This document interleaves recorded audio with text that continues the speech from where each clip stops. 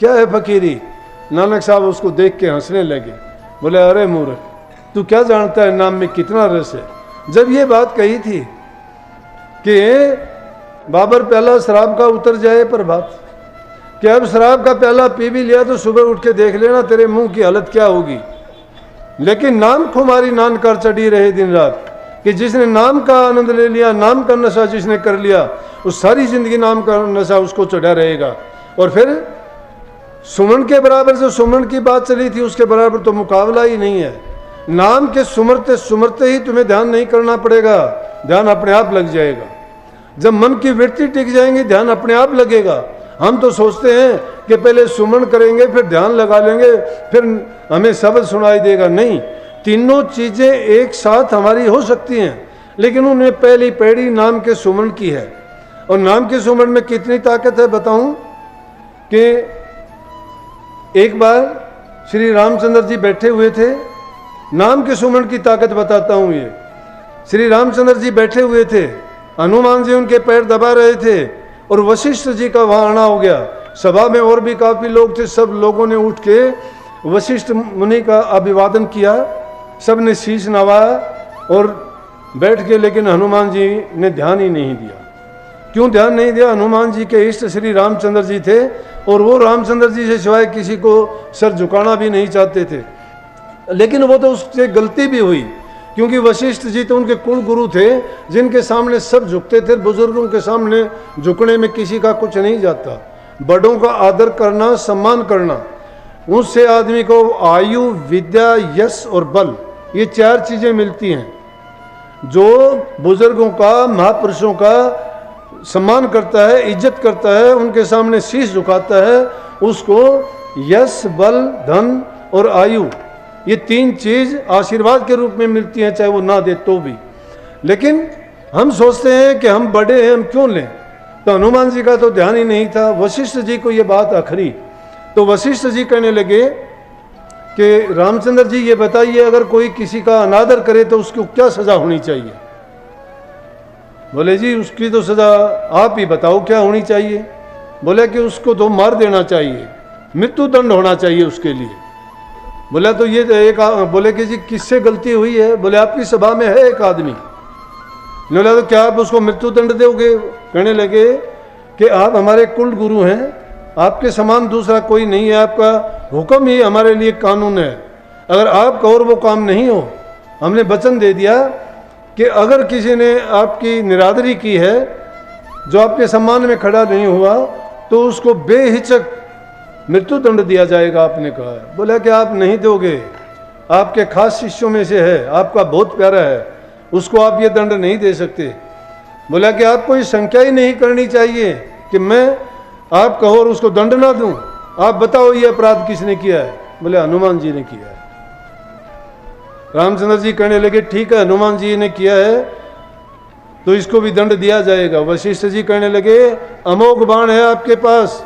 अमोघ बाण वो था कि जिसके चलाने के बाद में जिस पर चला दिया वो बचता नहीं था, कि आप उस अमोघ बाण से ही इसको मृत्यु दंड दोगे। बोला निश्चित रूप से आपका हुक्म है और मेरा वचन है, मैंने आपसे वादा किया है कि इसको अमोघ बाण से ही कल को मृत्यु दंड दिया जाएगा। सरयू नदी के किनारे ले टाइम रख दिया गया। हनुमान जी घर जाते हैं उदास, हताश, एकदम निराश। उनकी माँ पूछती है बेटा तू इतना बलशाली, इतना ज्ञानवान, बुद्धिमान, दूसरों के दुख हरने वाला, दूसरों की सहायता मदद करने वाला, दिल के अंदर इतनी करुणा, दया, आज कौन सी ऐसी घटना हुई है कि आपके चेहरे पे मैं उदासी देख रही है? आप पर तो ये उदासी नहीं होनी चाहिए। कहने लगे ना कोई नहीं। बोला कि वो कसम दिलाई उसकी माँ ने कि मेरे दूध की कसम है आपको, तू मेरा पुत्र है, मुझे सच्ची बात बता क्या है। हनुमान जी कहने लगे कि आज यही ये बात हुई और मुझे कल को मृत्यु दंड दिया जाएगा। उनकी माता जी कहती है कि तुझे मृत्यु दंड दिया ही नहीं जा सकता, क्यों चिंता करता है? बोला वो कैसे? कि मुझे ये वर प्राप्त था, शंकर जी ने मुझे वर दिया था और उन्होंने जो मुझे अमृत का मंत्र दिया था उस मंत्र को घोड़ के मैंने तुझे पिला दिया था, तुझे कोई मार ही नहीं सकता। बोला कि कल का दिन तो दूर है, तू आज ही चला जा और सरयू नदी के किनारे जाके राम के नाम का जाप कर।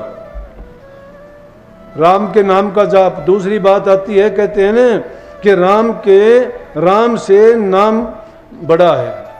कहाँ लग करूं मैं नाम बढ़ाई, राम न सके नाम गुण गाई।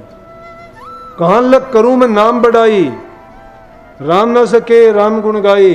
के राम का नाम, राम से बड़ा उनका नाम है। जा तू सरयू नदी के किनारे जहाँ स्थान निश्चित किया है वहाँ पे जाके और नाम का सुमरण शुरू कर दे। हनुमान जी वहाँ गए और लगातार उन्होंने नाम का सुमरण शुरू कर दिया, बिना किसी रुकावट के करते रहे। अगले दिन जब सरयू नदी के किनारे श्री रामचंद्र जी अमोघ बाण लेकर और दूसरे लोग भी वहाँ पहुँचे, उन पर अमोघ बाण से वार किया। वार करते जा रहे हैं, उस पर कोई असर नहीं होता। वशिष्ठ जी गुस्से हुए, कहने लगे रामचंद्र जी आप वो बाण नहीं चला रहे। कहने लगे मैं आपके साथ कोई चतुराई और छल नहीं करना चाहता कि मैं वही अमोघ बाण चला रहा हूँ कि जिसके लगने से कोई नहीं बचता, लेकिन इसका बचने का कारण यह है कि लगातार बिना किसी रुकावट के राम के नाम का सुमरण किए जा रहा है। अमोघ बाण इस पे काम ही नहीं करता, सुमरण किए जा रहा है नाम का। आप करते हो क्या? ये नाम के सुमरण की महत्ता कि नाम का सुमरण किए जा रहा है, इसलिए वो अमोघ बाण जिससे मैं मृत्यु दंड देना चाहता हूं वो कोई असर ही नहीं करता।